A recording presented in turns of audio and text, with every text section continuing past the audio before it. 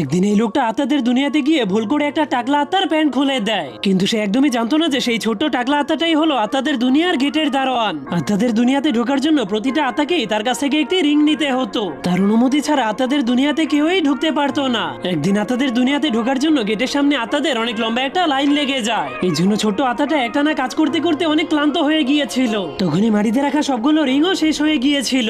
কিন্তু যখনই তার ডিউটি শেষ হয়ে যায় তখনই আরেকটা আত্মা আত্মাদের দুনিয়াতে ঢোকার জন্য সেখানে চলে আসে, যার কারণে আত্মাটা তাকে বলে তুমি কালকে এসো। কিন্তু সে সেখান থেকে যেতে রাজি না হলে ছোট্ট আত্মাটা অনেক রেগে দরজা বন্ধ করতে শুরু করে দেয়, যার কারণে লোকটা অনেক ভয় পেয়ে ছোট্ট আত্মাটার প্যান্ট খুলে দেয়। যার ফলে এবার ছোট্ট আত্মাটা তার উপর এতটাই রেগে যায় যে সে তার কাছে থাকা সর্বশেষ রিংটাকে বের করে আনে, যা দেখে লোকটা মনে করেছিল এখন সে আত্মাদের দুনিয়াতে ঢুকতে পারবে। কিন্তু সেই টাকলা আত্মাটার মাথায় একটা ভয়ঙ্কর আইডিয়া চলে এসেছিল। সে পুরো শক্তি দিয়ে সেই রিং এর সাহায্যে লোকটার মাথায় বাড়ি মেরে দিলে লোকটা শয়তানদের দুনিয়াতে গিয়ে পড়ে যায়, যার কারণে শয়তানদের গেটের দারোয়ান তাকে দেখে অবাক হয়ে গিয়েছিল। কিন্তু